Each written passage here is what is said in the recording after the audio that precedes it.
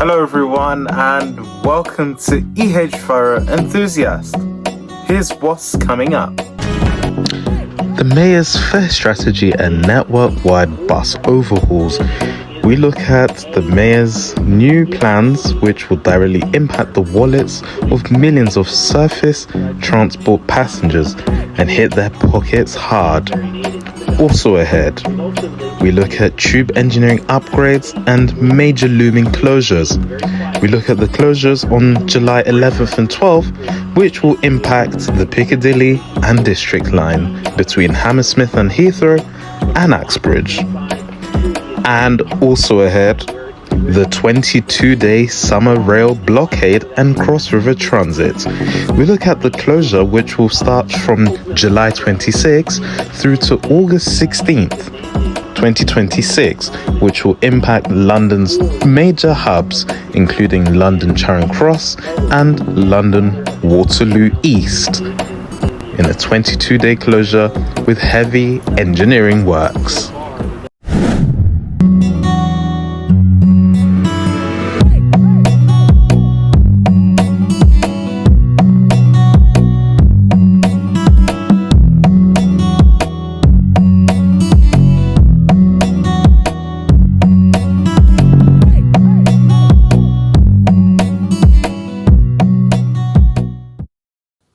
Welcome to the program, everyone.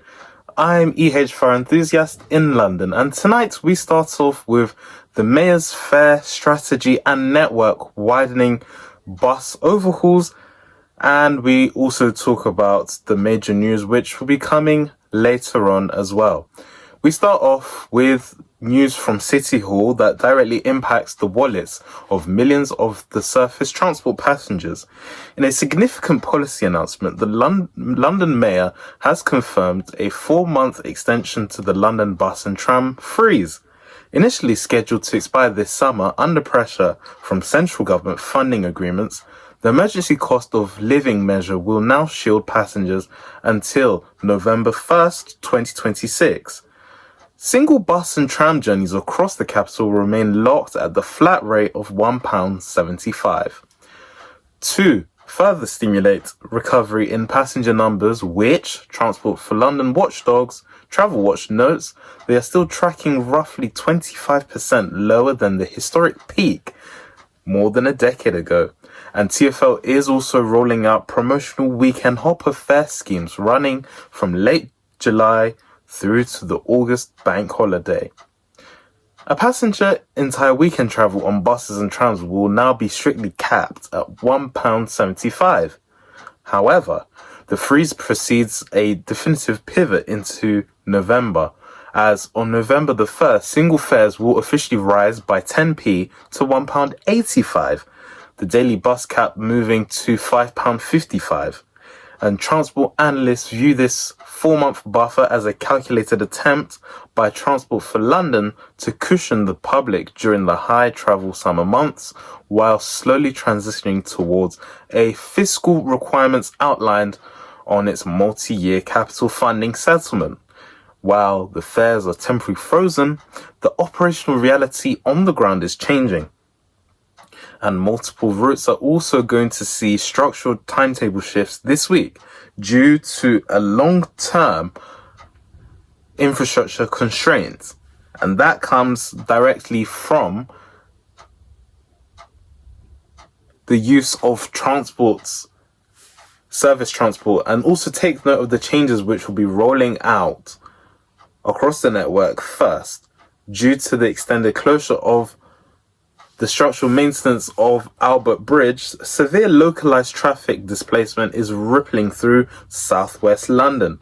Consequently, the Route 49 has had its daytime frequencies widened to 11 minutes on weekdays and Sundays, and up to 13 minutes long. On Saturday, similarly, the Route 452 and Route C3 are adjusting to widen daytime intervals of 12 to 13 minutes to absorb severe delays.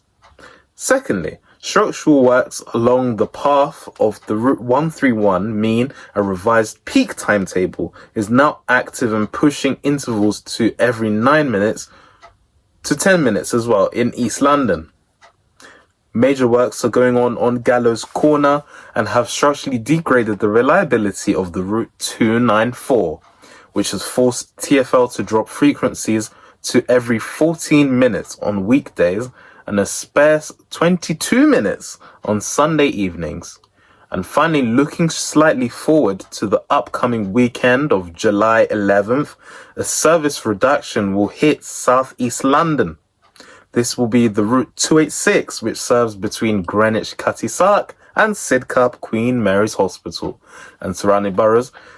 This will drop from 5 buses per hour to 4, resulting in a strict 15-minute standard daytime interval. Concurrently, passengers using Canning Town bus station as well should note that a permanent base swapping exercise where Route 115 and the night service N15 will permanently migrate to stop D, while Route 330 shifts to bus stop G. Alright, stay with us. We'll have much more after this short break.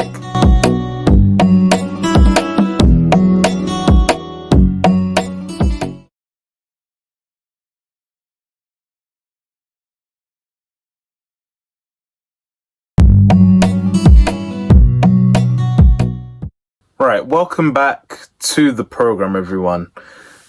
Our next segment is talking on tube engineering and upgrades and major looming closures, estimating shifting towards the upcoming weekend of July 11th and 12th. Presents a severe operational bottleneck across the western corridor of London Underground, specifically affecting the Piccadilly and District lines.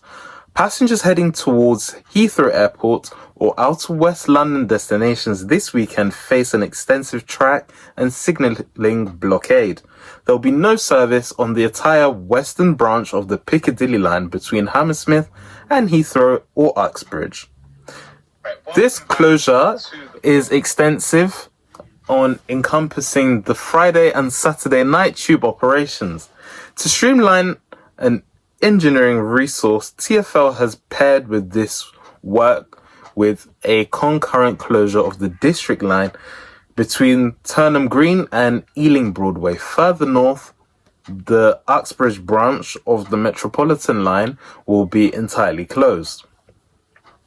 Between Harrow-on-the-Hill and Uxbridge, the scale of this West London shutdown is directly tied to the multi-billion-pound Piccadilly line upgrade, which has seen engineering teams utilising loads of work to modify legacy track layouts, upgrades, point systems, and testing the digital trackside infrastructure required to run the new fleet of walk-through air-conditioned inspired trains. Because the Piccadilly and District lines share physical tracks and signalling frameworks through parts of West London, a localised closure is insufficient and a full corridor blockade is required. If you're travelling to Heathrow Airport on July 11th or 12th, standard tube travel is effectively out of commission from the central London areas, so you must plan an alternative route immediately, or one primary option for you is the Elizabeth line. This will be running standard services from Paddington and Central Hubs directly into Heathrow's terminals 2, 3 and 4 through the late night. And passengers should check timetables as minor restrictions apply at certain stations like Acton, Main Lane and Hanwell. And another fast alternative is the Heathrow Express, which you can use, which is operating as normal from London Paddington. Though standard premium fares structures apply as well. Lastly, TfL will also run a fleet of rail replacement bus services between Hammersmith and the affected outer London stations, but the surface travel times along the A4 and the Great West Road corridors will be significantly prolonged. Outside of the main tube blockades, nighttime commuters on the overground face precise maintenance windows. On the Weaver line, services from Liverpool Street to Chinkford will terminate early, just after 12:30 a.m. on Monday and Tuesday nights. More significantly, on the July 8th of Wednesday, services between Hackton Downs and Chingford will be completely shut after 10:45. Rail replacement buses will step in, but commuters will face in a 30 to 40 minute rough journey due to these extensions, which are very unfortunate for them and not very helpful. Stay with us. We'll have our last segment after this short break, where we'll be talking all about the 22-day summer rail blockade and the cross river transit. We'll have that right after this break.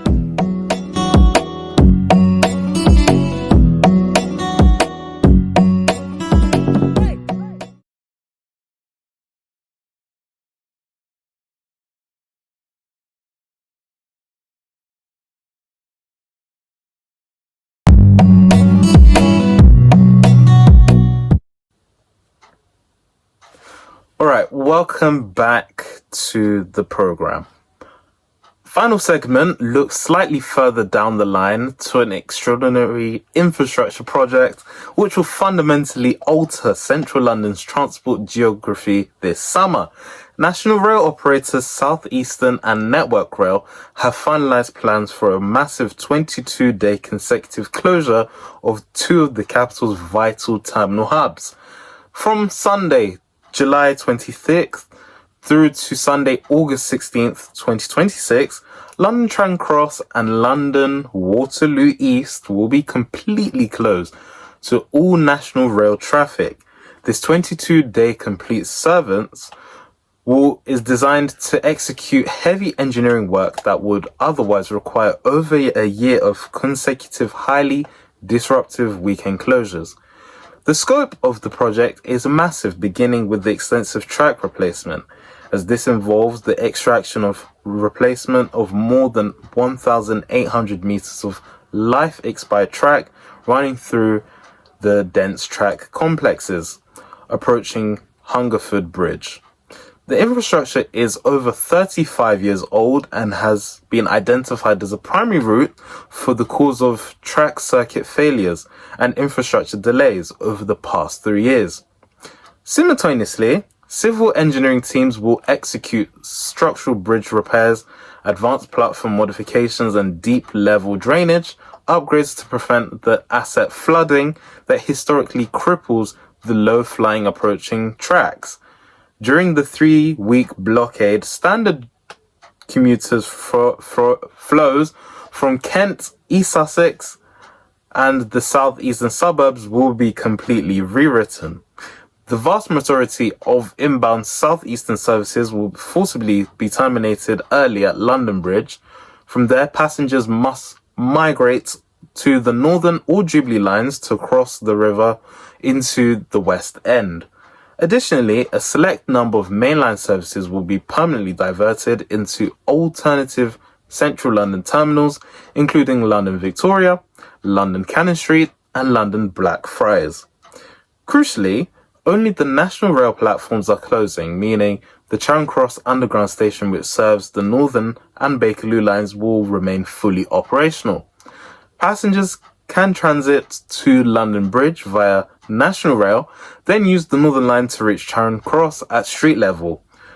While this summer shutdown represents a severe near-term headache for the city, both Network Rail and TfL operations teams emphasize the long-term benefits by executing a single concentrated blockade rather than a piecemeal weekend closure. Engineering costs are significantly reduced, which is the good thing, and the risk of unexpected Monday morning overruns is eliminated.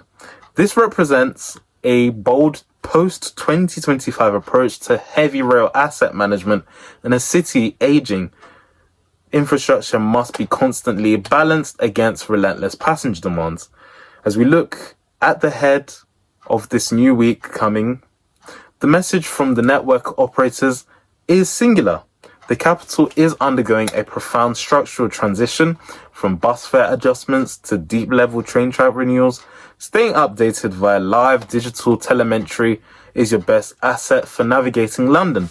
And safely and efficiently, you'd need to map out a specific station-by-station alternative, finding different routes for the West London closures, and weekend focus on the exact bus replacement services routes for the Piccadilly line. That's it for now. Remember, if you ever miss our show, you can find the latest episode shortly after it airs on our podcast. Remember, you can always catch us online, on our website, and all over social media. Thanks for watching, and goodbye from London.